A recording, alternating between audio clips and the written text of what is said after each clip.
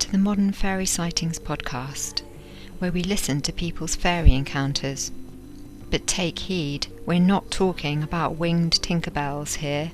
These are real fairies, real encounters that took people like you and I by surprise. Stay a while and hear their stories. My name is Jo Hickey-Hall and I'm a folklore researcher. This podcast is of course free, but if you feel you'd like to support my research, you can do so for as little as £1 per month. There are alternative tiers with different benefits. Go to www.patreon.com/The Modern Fairy Sightings Podcast. Thank you. In this episode, our guest relates an encounter which both she and her sister witnessed simultaneously. These multiple witness sightings are reported from time to time. I imagine that from a skeptic's point of view, these sorts of encounters might be particularly compelling. From a witness's perspective, it's simply an exceptionally special experience to have shared, and the beauty of it is that you have someone to discuss the experience with. This is so important, and as I've said before, many people have very strange experiences and see things they know to be true but cannot make sense of, and then they feel they have no one they can really speak to openly about it. An added level of interest is what the sisters chose to do to ensure they reduced the potential for bias in their accounts. As you'll hear, they took it upon themselves in that moment to treat the experience as a quasi-social psychology experiment. The audio is rather patchy, so apologies for that. I hope you enjoy and see you at the end for a quick chat. Time to renovate.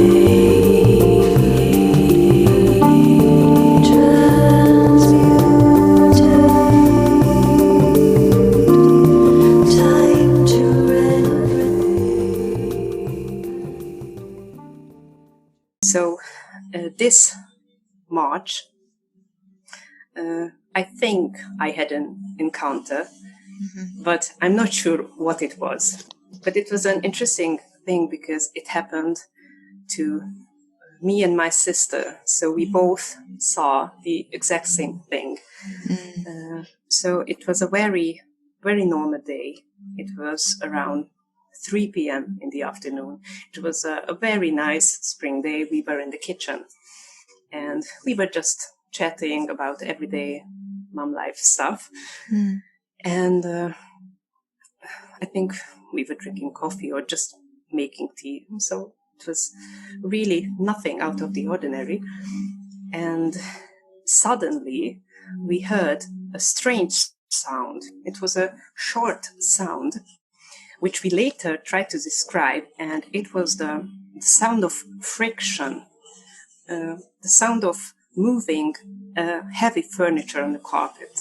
Something like, I don't know, I'm rubbing my hands, I really can't give it back, but we immediately turned our head to the direction of the noise, which was at the corridor. So I turned my head right, and she turned left.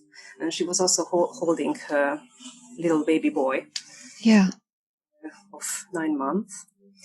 And so then we turned at each other and just said, "Did you see that too?" And it lasted just for a second, but it was long enough for us to describe the exact same thing at the exact same spot. And it was a little, maybe 50 centimeters tall, white, human-shaped something or someone beside a half-open door. And it was a strange thing because our immediate instinct was to check on my baby because she was sleeping next to this open corridor door. But somehow, it's a strange thing because when something frightening happened in our childhood, it was always my sister who was the brave one. So somehow, somehow, I had it's not the best word that I was fearful, but I had some sort of resistance of checking behind the door. Okay. And to check on my baby, which is so weird because I'm her mother. So that was a very, very strange thing. So my sister gave her little boy to me and immediately went to the door to check what's behind the door. And when she said there's nothing there, then we moved to the other room and checked on my baby, and she was sleeping, sound asleep. And the funny thing is that both me and my sisters are psychologists. So the very first thing was, let's search for some sort of rational explanation. Did you say you're biologists? Psychologists. Like psychologists? Yeah, psychologists. Psychologists. Yeah, sorry. Okay. Sorry. Yeah, sorry. Wow. Okay. Yeah. So don't say anything to me because I don't want to be biased. So what we did, we didn't say anything, waited for our mother to come up, and then we told each of us to our mother what we saw and where we saw it. So you separately spoke to your mother. Yes, because to keep the to keep the bias away. Yeah, amazing. Yes, and it was on the exact same spot, like not 10 centimeters on the right or on the left, and that was very weird. And somehow, when we were talking about it, we weren't afraid, but we had goosebumps all over our body. So we felt like as if really happened. Yes. There. And we also discussed that if her baby boy started crying, then we would have freaked out for sure. But somehow his calmness made us feel at ease too. Where was the being looking? Do you know? I think it was, we didn't see its face, but I could have, because it was just a shape. Shape of a form. However, it felt as if it had a very specific direction, which was towards the frame of the door, like if it would have wanted to go into the door. So it was going from our perspective, from the left to the right. So it was not facing us. And it's weird to describe it because it was really just a glimpse, but she felt the same too. And that's why my sister said that it felt like as if someone took a wrong turn. It just felt very accidental. So you're seeing the back of it. So you're in the room, and then there's maybe like a partially open door into a corridor, right? Yes. Yeah. So you're sitting kind of together and you both look over to it. And so did you catch a glimpse of it sort of leaving the room rather than coming into the room? So it was a half open door. Yes. But it was rather opened than closed. Okay. So my impression would be that it didn't want to come inside. No. It really just sort of bumped into the door. From the corridor or just from another dimension? It's hard to describe. I could send you the picture and draw you it on a line where exactly it went. That would be wonderful. Yeah, that would be really cool. We broke off at that point, and my guest showed me via video link where the figure had appeared. I just wonder sort of what the original layout of the house was. I know that this house was built in 1800 something. There was a lord here who had a very big dominion. This place was the place where the horses were. How do you call it? Oh, the stable. Yeah, the stable. So this was the stable. That's so interesting. I mean, there's so much folklore connecting fairies with horses and stables. One part for the horses and the stable, and the other part was the place where they kept the food, so the food storage, and the place of the servants, of the cook and the kitchen. So this was that part. I mean, sort of seeing where it was, and when you said that you were sort of in the kitchen having a cuppa when it appeared, I had originally thought, was it after some food, or was it after something that it might often have access to, and food would be one of those sorts of things that might draw a fairy in. This is great. So this house, has it been in your family for quite a long time? No, my mother inherited it, and it wasn't even a family heirloom. I guess that's what it's called. But she was very close friends with the women and her husband who lived here. So that's how we inherited the house in 1992 or something like that. But yeah. Have you ever felt anything there before? Well, to be perfectly honest, as a child, I hated this house because I had a very, very vivid imagination, which I strangely lost somehow. I think I've grown up, or I don't know. But I was always afraid in this house because there are incredibly many windows and old mirrors and old stuff. So this house is really very old. And there is also a big cellar, which is also very dark, and everything is rusty and everything squeaks. So as a child, it was always, I always felt watched, or I always had this feeling that something is off. So, yeah, I can imagine that in a house like that, as a child, it really opens your imagination up to what may be there in the dark. Whenever my friends came, they were spooked about it too, and they also felt this eerie thing in this house. But as I said, I have no idea whether it was just our imagination, because it is a lovely house, and now as a grown up, I feel calm. Yeah. Usually. Yeah. Well, I mean, with the being that you saw, what kind of sense did you get? I mean, I know you had said that it, made your skin crawl. You had a physical reaction to that, and when you were talking about it afterwards, as you've just described, you both kind of felt, the shivers down your spine talking about it.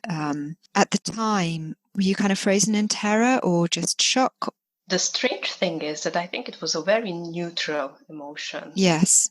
So it was no terror at all, and even though I had this resistance of checking what's behind the door, I didn't felt afraid in a spooked out sense. And because as a child I had these things in this house when I, for example, every time I had to go to the cellar stairs are pretty steep and long, and I ran as fast as I could because I always had that feeling that something is watching me at the bottom of the stairs. So I always had to run up very fast, and even my heart started beating, and I had nothing of that in this special case. It was just a moment that happened. Yeah. And it didn't even feel that unnatural, which is weird to say, but it was somehow, a strange thing that happened on a normal afternoon. Yeah. Could you describe any more what it looked like? So you didn't get to see its face. Is that because its features didn't form in a way that you could recognize, or because it had its head or face tilted slightly? Can you describe anything about it? Yeah, what I could say is that it was white.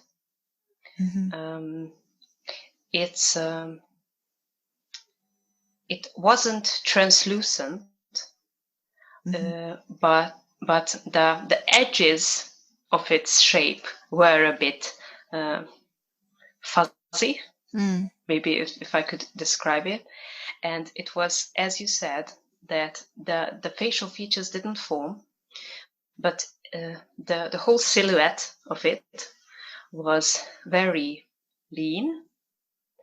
And I would say it didn't have arms or legs, but I had the feeling that if I would have just could have 2 more seconds or just 1 more second, then I could have seen it, like as if it could have emerged into a body, because the shape was definitely a body shape. Yes. Like it didn't have a big head, but it wasn't a little head either. So proportioned well as a person. No. If you ask it that way, then I would say it had a rather tiny head. Okay. Yeah, because it was very sleek, really sleek. More a fairy than, say, a spirit. I have no idea what it was, so I wouldn't say it was a fairy. It was just something that felt out of the ordinary. And it was around 50 centimeters tall. Yeah. So maybe 50. Yeah, I think 50. That's right. So around the knee. It went around. Yeah. Your sister had her baby at the time. Did the baby see it? Or I guess maybe it happened too quickly to tell. I don't think that he saw it because he wasn't looking at that direction, and I think he was chewing on something, so he wasn't paying attention. He was otherwise engaged with something to nibble on. Yeah. As they often are. Okay. Yeah, and so have you noticed before or since any other indication of its presence? No, that's also so weird that the same way we couldn't link the experience to anything. Yeah. Like nothing happened that day, nothing happened afterwards, nothing happened before it. There were no traces. Yeah, although I have to say that in this house, nothing is on its place. Like my father gets mad and crazy about it because he's never finding anything. Never. Yeah. A creative place to be, sounds like. Yeah. And so nothing had happened kind of before or afterwards in your lives. It didn't mark any point in your lives at all, not just that day, but on a taking a longer view. I mean, apart from COVID, of course, which has just, thrown everybody into an entirely different space, but it didn't mark any kind of transition within your own lives or your family's lives or anything like that. Well, in my life, I actually have to say that this year was the best year of my life, which is weird. So we moved to our dream house. I got pregnant again right now. So a lot of awesome things happened, and things that we wished for a very long time. Oh, this is so nice. So yeah, it feels like a blessing of some sort. Yeah. It would be nice to think if there was a connection. How does your sister feel about the experience? She felt also the same. We were speaking a lot about it. Like, do you still remember that? Yeah.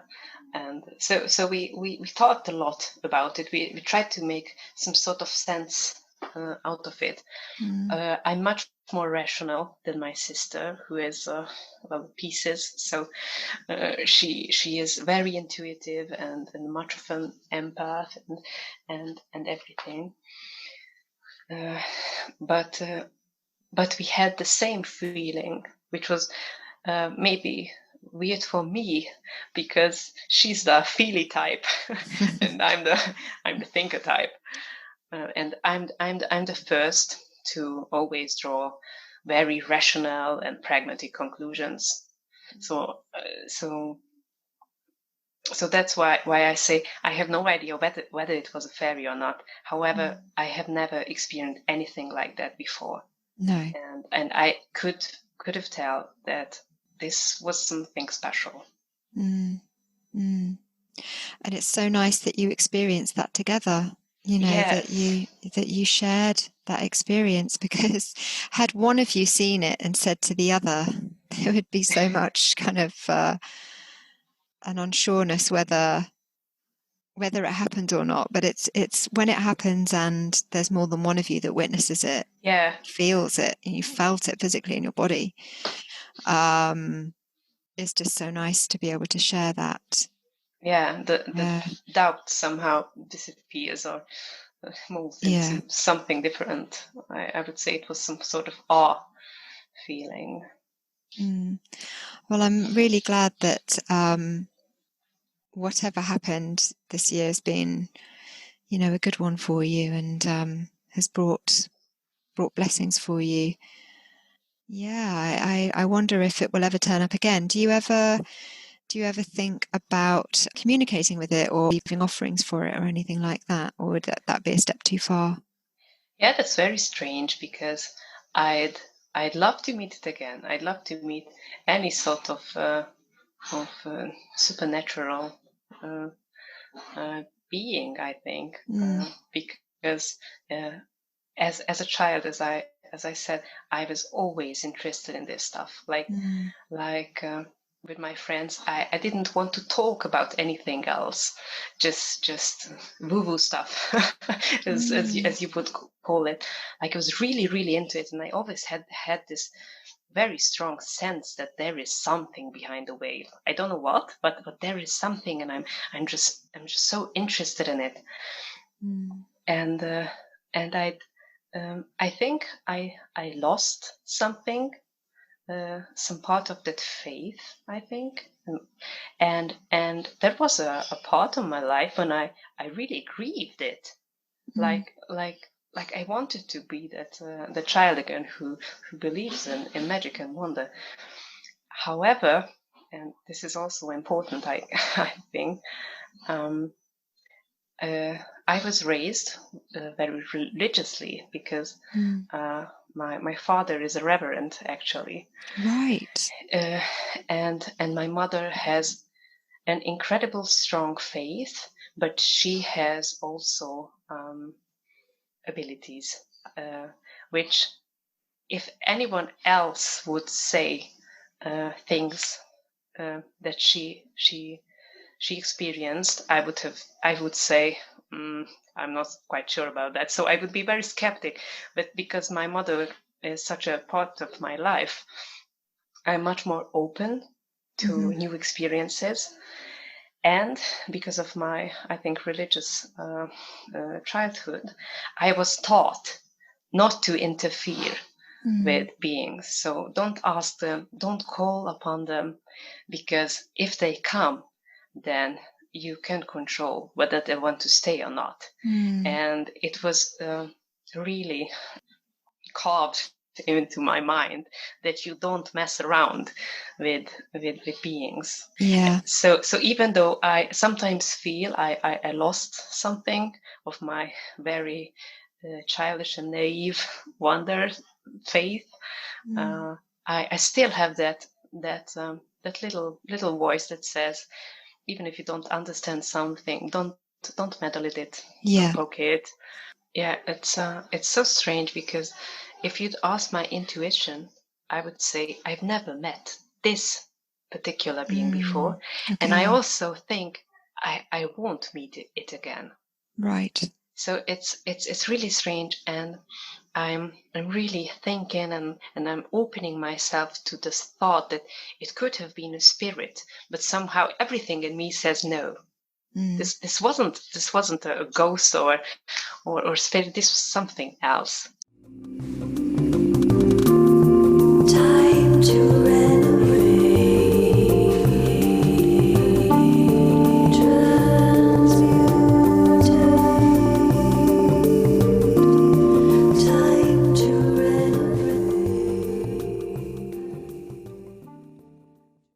I enjoyed this encounter. The setting is what you might expect in any ghost tale, an old, creepy-sounding house, and yet there had been no indication up to this point that any beings existed in the house, apart from creepy feelings. It's interesting that she'd never seen anything as a child, despite feeling watched, but now, as an adult, having lost her sense of wonderment, as she described, she suddenly witnesses a very strange event, along with her sister. Many of us grieve the sense of wonder that we have innately as a child. It's so precious, and something we do need to encourage in our children. Luckily, many brilliant parents, teachers and family members also recognise the importance of this, and do a great job of stimulating children's natural curiosity. Our guest stressed the fact that it had been a normal kind of day for her, and I think that's what makes it so striking when an encounter like this takes place. You're going about your business in a mundane sort of way when, all of a sudden, you get a glimpse into what is as yet unknown, an aspect of this universe for which we don't yet have the understanding. The noise that took their attention in the first instance is interesting too. It's described as being a strange noise, friction, like someone moving furniture. I wonder if this is a feature of other sightings. Was the noise made by something squeezing into this dimension from another? As with other reported encounters on Modern Fairy Sightings, the witness reports that it didn't feel unnatural, and although they had a physical reaction, they weren't frightened. She describes a neutral emotion, no terror, no sense of feeling afraid. Many of us think we'd be frightened, but unless it's a horrible experience, and there are horrible experiences, people don't usually report feeling frightened. But our guest tells us that she was resistant to looking behind the door, almost as if they reverted to their childhood sisterly dynamics in that moment. They both noted how that was strange. I love the fact that they both decided to give testimony separately to their mother in an effort to reduce any potential bias in the reporting of their experiences. Everyone has a different way of attempting to make sense of these encounters. I'm impressed by their quick thinking and their ability to remain so level-headed in extraordinary circumstances. We all react to situations in different ways. I hope you enjoyed this episode. It's a real honour to be able to hear these accounts and also to be able to share them with you. If you enjoyed this episode, then please consider sharing it with one other person whom you think might enjoy it. Much love, and remember, always remain curious.